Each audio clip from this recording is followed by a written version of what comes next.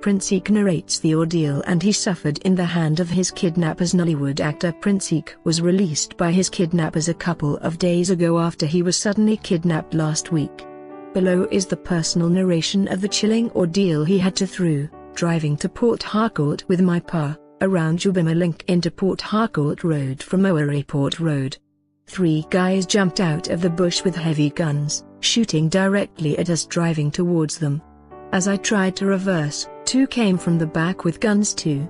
At that point I surrendered, shouting, "Please don't shoot. Please don't shoot." They grabbed me and my pa straight into the bush. At that point, they recognized I was an actor and they got so excited. We walked for a long distance inside the bush after they have already taken everything on me, remaining only my trousers.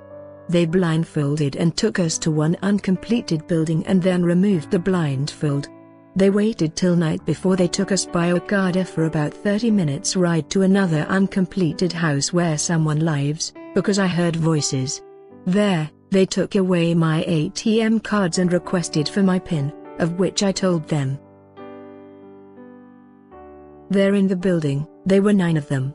One of them went and withdrew all the money in my accounts and they shared among themselves. From there they transferred us to a thick forest at night and told us that this is where we were going to be sleeping till further notice.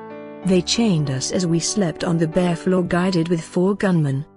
The next day, they brought some dirty wrappers and said that we will sleep like kings today.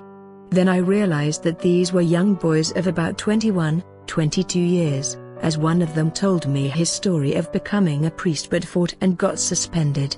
On Monday night, the day I saw death face to face, I noticed that the chains on me wasn't too tight. So I thought within me that this may be the best time to escape. I pretended to be very cold and asked for wrapper to cover myself. Then I started loosening the chains, pushed the guy with the gun and ran into the bush. They chased after me shooting. The bush was too thick that I can't even run fast. I kept falling. At the end they caught up with me and I thought this will be the end. One said waste him at once. I was crying and begging them to shoot my legs or do anything they wish with me but just spare my life. Then one of them hit my head with pump action and blood rained on me like one under the shower. My body was soaked in blood. The order came again. I say waste him and he replied wait first. They beat me mercilessly, that I can't even open my mouth well up till now or even eat.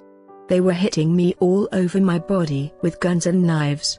When they saw I could bleed to death, they quickly called my wife and told her that if she didn't come up with 15 million naira, $75,000, by Thursday that they would bury me alive, to serve as warning to the federal government.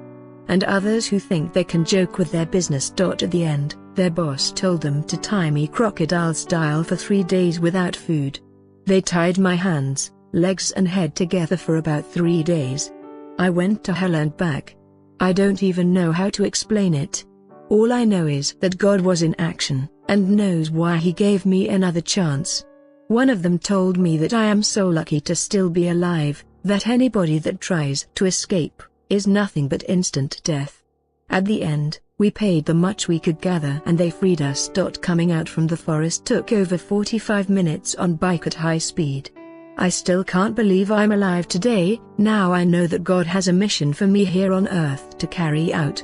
And I'm full of gratitude to God, for I know now that He has a purpose for my life, thus He gave me a second chance. I say His name alone be praised. I also appreciate everyone for your prayers and support.